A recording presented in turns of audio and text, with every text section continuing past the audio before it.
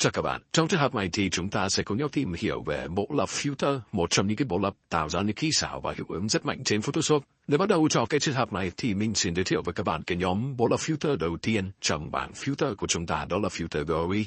Trước tiên khi bắt đầu vào áp một cái hiệu ứng filter nào đó lên trên hình ảnh của các bạn thì chúng ta cần chú ý chúng ta có hai cái lệnh nằm ở phía bên trên của menu filter. Lệnh đầu tiên nó tên là last filter, với phím tắt là Ctrl F. Lệnh này sẽ cho phép bạn sử dụng lại cái hiệu ứng filter vừa được zoom lên cuối cùng. Hiện tại vừa rồi mình dùng cái lệnh filter lên cuối cùng là lệnh Gaussian blur. Sau đó là mình gắn thử cái lệnh Gaussian blur lên đây. Vậy là sau khi mà bạn có một cái lệnh filter vừa được zoom lên cuối cùng là lệnh Gaussian blur, bây giờ mình chuyển qua một bức ảnh khác. Mình vào trong bảng filter thì lệnh Gaussian blur sẽ được lưu lại ở trên cái thanh filter đầu tiên đó. Và nếu muốn sử dụng lại cái lệnh đó, các bạn chỉ việc ấn Ctrl F trên bàn phím là ta đã gắn lại được cái hiệu ứng đó. Lệnh thứ hai ở trong cái bảng menu filter là cái lệnh Convert to Smart Filter. Khi mà các bạn click vào cái biểu tượng Convert này, thì lập tức cái layer của các bạn sẽ được convert thành một cái dạng cấu trúc layer Smart Object. Và layer Smart Object khi như các bạn biết nó bảo toàn cái giá trị hình ảnh của các bạn. Thì mới thế nếu như bạn dùng một hiệu ứng filter lên trên layer hình ảnh này, thì ngay lập tức cái hiệu ứng filter đó sẽ được quản lý trên một layer độc lập. Như vậy là nó sẽ không can thiệp trực tiếp vào ảnh của các bạn, mà nó sẽ gián tiếp tạo ra một cái layer riêng để quản lý hiệu ứng filter. Cái trên Smart Filter này rất là tiện cho các bạn khi quá trình các bạn mà muốn tạo ra hiệu ứng kỹ xảo cho một hình ảnh nào đó, nếu chúng ta không muốn bật ảnh gốc thì chúng ta nên convert nó sang một cái chức năng là Smart Filter như các bạn thấy. Với cái chức năng này thì chúng ta có thể thì biến cái hiệu ứng filter, chúng ta có thể biên tập lại nó bằng cách kích đu vào nó. Thì lại mở ra cái bảng quản lý hiệu ứng để chúng ta có thể chỉnh sửa cái hiệu ứng đó bất cứ lúc nào ta muốn, và ta có thể lại bỏ nó đi bằng cách kéo thả nó vào thùng rác. Bây giờ chúng ta sẽ cùng nhau tìm hiểu cái nhóm filter đầu tiên trong bảng menu filter, nó là filter gallery. Nếu gallery thì nó tập hợp của một loạt những cái lệnh có cái chức năng tương đối là giống nhau. Cách sử dụng thì nó xem như nào là các bạn chỉ việc đưa control vào đó, lựa chọn một cái dạng hiệu ứng filter nào đó, rồi sau đó là chúng ta sẽ tiến hành chỉnh sửa cái hiệu ứng filter đó bằng các cái thanh trượt ở phía bên phải màn hình. Chúng ta có thể nắm bắt nó thông qua các cái nhóm hay là cái khái niệm của những nhóm. Ví dụ như trong nhóm aesthetic này thì nó là những cái hiệu ứng filter mô tả lại hay là mô phỏng lại các cái kỹ thuật trong hội họa hay là trong vẽ tranh. Các bạn có thể thấy được một cái trường phái vẽ tranh hay là một cái kỹ thuật vẽ tranh như là tranh màu nước, thì lập tức cái bức ảnh của các bạn sẽ được gắn và tạo ra một cái hiệu ứng giống là hiệu ứng tranh màu nước. Và ta có rất nhiều các cái hiệu ứng ở đây.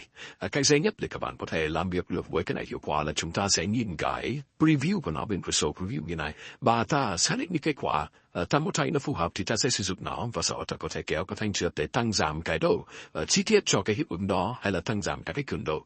Tất cả công cụ này nó đều là tăng và giảm các cái kỹ xảo hay là các cái hiệu ứng ở trên mỗi một cái lệnh filter đó. Cái thứ hai bạn có thể nhìn thấy nó là cái nhóm filter là brush stroke. Cái nhóm này nó mô phỏng lại các kỹ thuật nét bút brush. Bạn thấy là ta có khá là nhiều các cái nét bút brush khác nhau ở đây. Ta cũng dùng tương tự như aesthetic phía bên trên.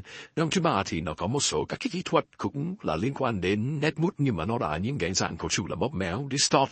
Bạn thấy là cái hình ảnh của chúng ta bây giờ nó bị bóp lại thành một cái dạng như Ocean Ripper, là cái nhăn của cái nếp sóng ở trên bờ biển hay là trên mặt biển của chúng ta.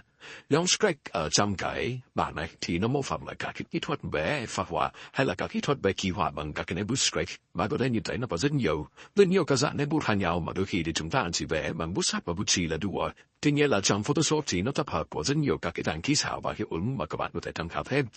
Tiếp theo là cái style design này thì nó chỉ có một hiệu ứng rowing thôi. Bạn thấy là đây là S là cái chúng ta nhắc nhiều đến trong bài tập. Rowing là cái hiệu ứng tỏa sáng ra xung quanh. Bạn thấy là kỹ xảo này cho ra một cái hiệu ứng mà đặc biệt khi mà bạn dùng cho những cái hình ảnh về ban đêm thì nó rất là đẹp.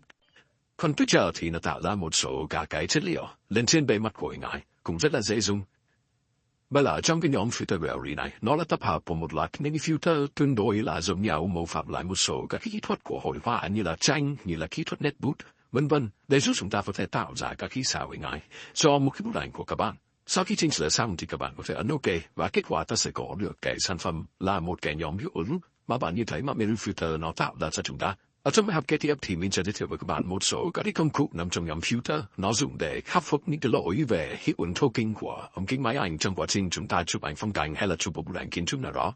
Chào các bạn và chúng ta cùng gặp lại ở trong bài học kế tiếp.